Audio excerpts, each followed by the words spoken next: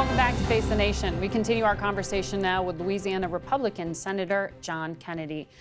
Senator, before we took this break, you were responding to Andrew McCabe, the former deputy FBI director, who has described himself as a lifelong Republican, but laid out here his deep concern about the president and his actions. Well, let me say it again. There were, and perhaps still are, some people at the FBI, one of whom was Mr. McCabe, who helped politicize the agency. When an FBI agent knocks at your door, you shouldn't have to worry about whether you're a Democrat or a Republican and whether that makes a difference. And Mr. McCabe has helped politicize that agency, and that's wrong. He should be ashamed, and he should hide his head in a bag. And we have got to clean house over there. Clean house? Well, what do you mean by that? Mr. McCabe, well, let me back up and say this, Margaret. I'm talking about people over there who were both for Trump and for Clinton. Now, they're entitled to have a personal opinion, but they're not entitled to act on it or leave the impression that they acted on it. And I think McCabe did that. I think he's part of a group over there that think they think they're smarter and more virtuous than the American people. And I think it hurt the FBI badly. Mr. McCabe is also, at the present time, playing the role of huckster. He's trying to sell a book. And he was fired for lying to his fellow FBI agents. Well, now, if you and I lie to the FBI, we go to jail. If an FBI agent like him lies to the FBI, you get fired. Just short of his ability to actually get his pension. Some would say it was politically motivated firing of him. He's lucky. He's lucky he wasn't prosecuted, Margaret. For what? And I'm not saying this because McCabe is obviously pro-Trump. What would he have been prosecuted for? Pro-Clinton. For perjury, for lying to an FBI agent. He did it repeatedly. Now, if you and I do that, we go to jail. He just got fired. He was lucky. And so I guess this is a preview of the questioning that we will hear of him before the Senate Judiciary Committee if he is called to testify, as Senator Graham has said.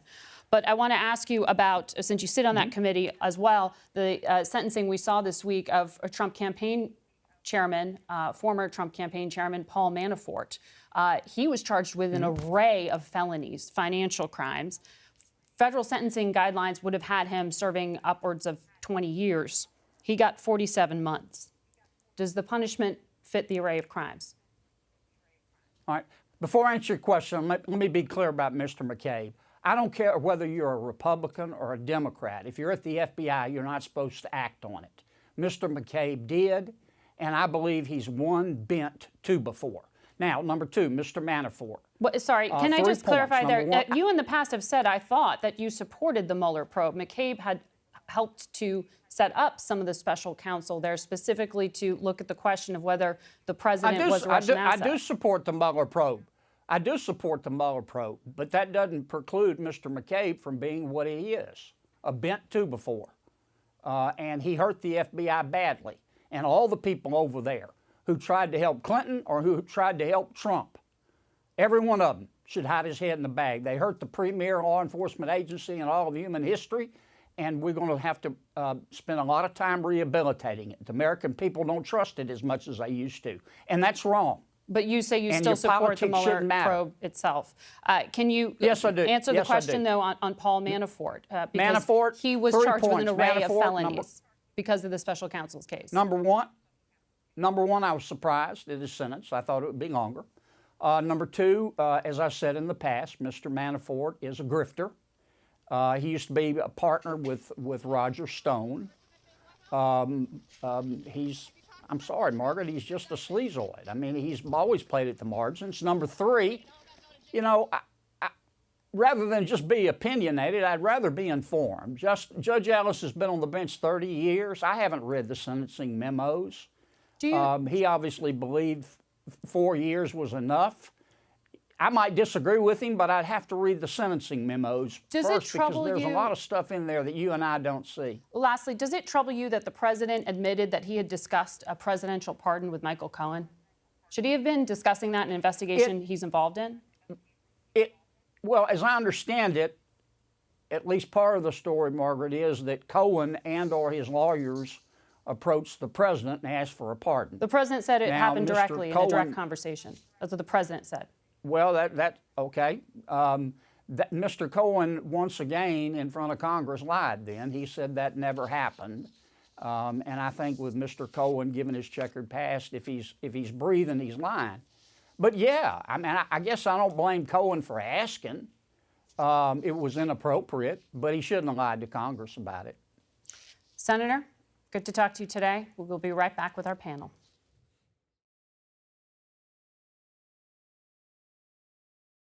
We turn now to our panel for some political analysis. David Frum writes for The Atlantic. Susan Glasser covers the presidency and foreign policy for The New Yorker. Jerry Seib is the executive Washington editor for The Wall Street Journal. And Toluse Olorunnipa covers the White House for The Washington Post. Tolu, did I get it right? You were pretty close. Olorunnipa. Every time. One of these days I will get it right. Let's start off with just some of what we heard here. Two 2020 presidential candidates, and then one of the things you're going to hear a lot about on the campaign trail, which is the food fight over the Mueller probe and interpretations around it. Tolu, what did you hear from the candidates? I thought it was really striking to hear Governor Hickenlooper really try to position himself when it came to capitalism versus socialism. He struggled earlier in the week when he was asked about it. He struggled when you asked him about it. He sort of tried to talk about party labels and how labels should not be the focus. But just being able to say, I am a capitalist, when, as you mentioned, Republicans are really trying and going all in on trying to brand Democrats as socialists. For a former businessman and a former governor who has not really toyed around with socialist ideas in the past, for him to struggle, it shows that the Democrats are really trying to figure out how to approach this issue of whether or not capitalism works. And we heard a little bit about that from Senator Warren. She did say that she does believe in markets, and she does believe that capitalism is a positive program when you do have the right rules in place. Mm-hmm. But it is when you have Bernie Sanders getting very big crowds, it's hard for Democrats to figure out sort of how to talk about socialism versus capitalism, and they're going to be hit from the right, from Republicans and from the president, saying that all of them are socialist. Yeah. As a Republican, I just marvel at how Democrats trip over their own shoelaces on this. We had President Trump tweet that the communist economy of North Korea, under the dynamic leadership of its dictatorial leader, could achieve unprecedented economic growth. The president routinely picks favorites among companies. He's erecting tariff walls, which are taxes on American exporters. And Democrats can't figure out how to defend a market economy with social insurance programs and let this guy claim the mantle of the champion of free enterprise? Really? So there's a much more interesting drama beneath the surface that's going on among Democrats, which is, where is the energy in the party? Mm-hmm. Why did we really succeed in 2018? There is a narrative that says we succeeded because the progressive left was full of energy and was out making this happen. We took control of the House because of that. And centrists in the party are going crazy, saying, no, that's not what happened in 2018. What happened in 2018 was Republicans, soft Republicans, suburban women in districts that Donald Trump carried in 2016 moved over to our side. These were moderate voters that won the House back for us in 2018 in states like Pennsylvania and Minnesota and Virginia. And those are the people we have to go after. And they're not going to be won over with a socialist message. They're moderates, and those are the people who will make the difference in 2020. That's the debate. It's an interesting theory of the case to go into the California primary advocating for breaking up some of California's biggest businesses, too. What do you make of Warren's strategy there? Well, I agree with that. I think there's two things to unpack here. One is that Senator Warren is a very accomplished promoter of her ideas and of her ideology. But I think the other thing that's happening in the Democratic Party right now is the Trump style of politics is being introduced. So you have basically the debate of ideas, and Jerry's right, there's a huge debate inside the party about the best way to appeal to the voters that they need to appeal to in order to defeat Trump. That's one debate, but it's not purely about ideas, right? A lot of it is about style, and that's where I think you see the most pronounced shift. Are we headed towards a Tea Party of the left? I think that's what connects the dots between some of what's happening inside Congress this week and what's happening with some of these 2020 candidates. And you see people like John Hickenlooper visibly uncomfortable with the new style of politics. Elizabeth Warren, I think, is a very interesting character, right? Her politics are not wildly different from those of Bernie Sanders, but her style is dramatically different. On your show, I was just struck by how calm and measured she is, how very, she is, remember, a former Harvard Law School professor, and she appears to be that way,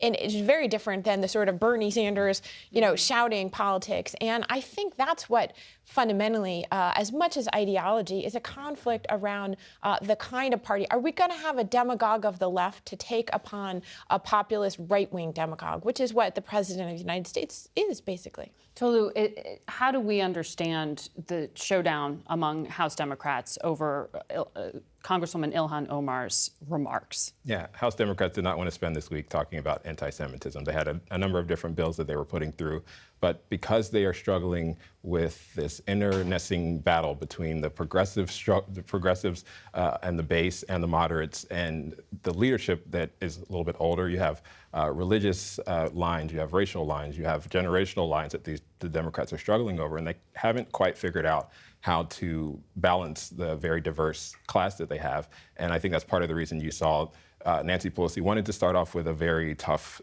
resolution, specifically comment on Ilhan Omar's comments, but then she got a lot of pushback from 2020 candidates, from some of the progressive base who said that this was unfairly singling out, a Muslim congresswoman, one of the few African-American women in Congress, and one of the few freshmen in Congress. And I think that was part of the reason that they decided to make it a much more broad statement and looked at not only anti-Semitism, but anti-Muslim bigotry and anti-LGBT action. And I think that was part of the reason why the Democrats spent the whole week sort of trying to figure out where they can find some sort of balance in the party. And this was red meat for Republicans, certainly the president. He tried to label Democrats anti-Jewish. He did try that, which is certainly eyebrow raising. I think what is going on here is that when you have a big intake in any party in a year, you pick up a lot of people who are ready for prime time and a lot of people who are not. And I think one of the questions that is going to face progressive Democrats is who here wants to be inside the building making the decisions, and who wants to be outside the building carrying the placards. And that people will pick different career paths. And I think you can see from the extraordinarily careful and targeted and self-effacing questioning that Alexandria Ocasio-Cortez did in the Cohen hearings versus the unbelievably undisciplined, repeated, provocative remarks of Ilhan Omar and the rather sad defenses of her by Democratic leadership. You have to understand she doesn't quite know what words mean. If you don't know what words mean, Congress may be the wrong line of work for you. Well, David, I want to ask you to tee up the piece you just wrote for The Atlantic. Yes, thank you. Great read. But it's a topic that kind of touches some of these very hot-button issues as well, crossing race, crossing a number of things that seem to even divide Democrats. Yes. And that is how to deal with the challenge of population growth and influx of people, either across the border or just into this country. So one of the things that is a real casualty of the Trump years, the articles about immigration, and argue specifically that the United States and other developed countries, from a social point of view, need less of it, even as their economies are clamoring for more of it. And the argument of the piece is this is about preserving social stability. What has happened is immigration, and I blame President Trump for this, has become a culture war issue rather than a social stability issue.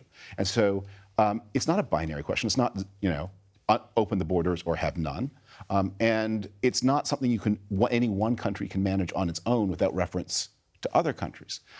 Immigration is a system, and you have to manage it as a system. And our ability, and when I say our, not just America, but you see this across the developed world, to think rationally about things, to stand up for the interests of the citizens of the country. That's who governments are answer to, not to the world, but to their own citizens. How do you do something that stands the test and is not just driven by the imperatives of business? I think the greatest single line ever written about this problem was written by a Swiss writer who said, "We wanted workers, we got people instead." And I think we need to understand that you are choosing the future population of your country. If you choose wisely, immigration can be a great source of strength. If you choose poorly, it can rip your society apart and empower the most extreme elements in your own society. And you say this as an immigrant yourself. And I am born in Canada. I was naturalized in 2007. I think what everybody knows and nobody will actually acknowledge is that the problem here isn't immigration. It's the immigration system is broken. It doesn't work. It hasn't really been upgraded since 1986. If everybody would step back from the emotion, they would agree that what's needed is comprehensive immigration reform, not this many immigrants or that many immigrants. That's not happening, and that's the problem of the paralysis in this city, I think. Well, it's the death of, technocracy. It's the death of rational policy debate. I mean, Right. You can have all the reasonable, rational arguments you want for immigration reform. It's interesting. I had a conversation the other day with a former senior official in the Bush administration. Was that the key domestic policy failure of the Bush administration, putting aside the Iraq War, was to not pursue comprehensive immigration reform, but to go for Social Security reform first? I think we'll all look back on that. The deal that was available then, obviously, we would be in a very different place in our politics right now had that occurred. But comprehensive immigration reform usually is code for more, and the right answer is less. And the right answer is not zero, but the right answer is less, it seems to me. Yes, it's true that technocracy and evidence-based decision-making, it's had a bad bunch of innings. And people who advocate this approach, and we have a lot of failures on our hands. I mean, we're watching the Brexit debate. That's a reaction to, the financial crisis and to the Euro crisis and Euro failures, the failures of the Iraq War and the Bush administration, of which I was a part. But for all its failures, prejudice and impulsiveness and yelling at people and symbols, that has an even worse record than evidence-based decision-making. Well, immigration can be its own show. Another day, we have so much more to talk about, but we have to leave it there. Thanks to all of you. We're going to be back with more Face the Nation in just a moment.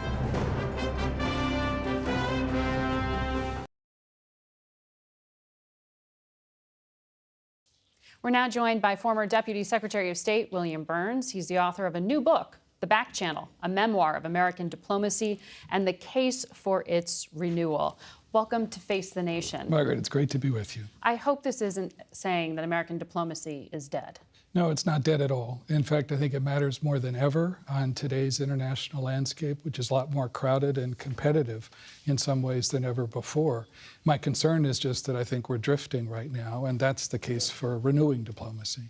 Well, I want to ask you specifically on the topic of Russia, because you spent a lot of time in Russia, you speak Russian, and you had a number of documents declassified for the book that you wrote, revealing private conversations you had. And one of them, you write about a one-on-one you had with Vladimir Putin in 2007. It stands out because he essentially, to you, to your face, threatened the U.S. If the U.S. interfered in their election, saying, don't think we won't react to outside interference. In hindsight, was that a preview of what happened in 2016? It was a little bit of a preview, I think. Putin is a very combustible combination, I think, of grievance and ambition and insecurity. And he's convinced that the United States has been trying to undermine his regime and the Kremlin, going back to the color revolutions in Ukraine and Georgia 15 years ago. Now, the truth, of course, is those revolutions were about Ukrainians and Georgians, not Americans. But Putin came to the conviction that we were out to undermine him. And Putin, in my experience, is an apostle of payback. And so when he saw an opportunity in 2016 to take advantage of dysfunction and polarization in our own political system and interfere and sow chaos, he took advantage of it. You talk a lot about the Trump administration towards the end of the book. And when it comes to Vladimir Putin, you basically say the president has a very wrong-headed approach to think that flattery or trying to be friends with Putin is going to get him anywhere. No, I think foreign policy, diplomacy, as you well know, is about advancing American interests. It's not about getting along with people. And I think if you saw the summit press conference between Trump and Putin in Helsinki, what you saw was a really embarrassing attempt by President Trump to ingratiate himself with Putin and throw his own intelligence and law enforcement agencies under the bus.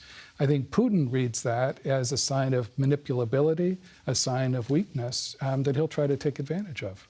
No, I want to point out to our viewers, because you're not a talking head. You're a career diplomat. Right. You did this for 33 years, 5 presidents, 10 secretaries of state you served under. You speak Russian, you speak Arabic, you speak French. You've got a slew of awards from the intel community and the State Department. And they lay that out to say you were very careful in choosing your words. And when you write about the Trump administration, you say, it has diminished American influence on a shifting international landscape, hollowed out American diplomacy and only deepened the divisions among Americans about our global role. Has the president hurt U.S. national security? Well, I'm concerned that, just as I wrote in the book, that what you're seeing in this administration, especially from President Trump himself, is a worldview and a set of actions that are undermining our stature and our influence in the world. And it has real corrosive effect right now, I think. The truth is, President Trump didn't invent a lot of the problems on that landscape or a lot of concerns within our own society, but I think he's making them worse right now, too. This is a moment when the United States is no longer the only big kid on the geopolitical block. It's a moment when diplomacy, when our alliances, our capacity for building coalitions of countries, what sets us apart from lonelier powers like China and Russia, is more important than ever. And my concern is that we're squandering those assets right now. Do you applaud his attempt at diplomacy with North Korea? I do. I think the effort, including the effort to engage directly with North Korea's leader, started out as an admirable effect. I think the concern I have right now is that in the second summit meeting in Hanoi, we're giving Kim Jong-un an unearned boost in his stature. And I think we need to take advantage of the disappointment in Hanoi to reset our approach on North Korea. Now, you helped lead the back-channel talks that began the secret negotiations with Iran that ultimately led to the nuclear deal. President Trump pulled out of that. It still exists in some form, with the Europeans at least. What happens next to that deal? Do you see the U.S. on a trajectory to have a direct clash with Iran? Yeah, my concern is that, given the law of inadvertent collisions, we can bang into the Iranians, our allies and friends can. There's so many combustible parts of the landscape in the Middle East right now. And that can set off a chain of escalation that can be very difficult to control. I do think it was a huge mistake to pull out of the Iran deal. I think it was the best of the available alternatives to prevent Iran from developing a nuclear weapon. And I think pulling out has added to the fissures between us and our closest European allies. In a way, it's done Vladimir Putin's work for him. And I think it's also eroded the long-term value of sanctions as an instrument of American foreign policy, simply because by unilaterally pushing for sanctions rather than working with our partners, we open up another area of vulnerability. Thank you very much. It's a pleasure. Thanks so much. The book is The Back Channel by Bill Burns. We'll be right back.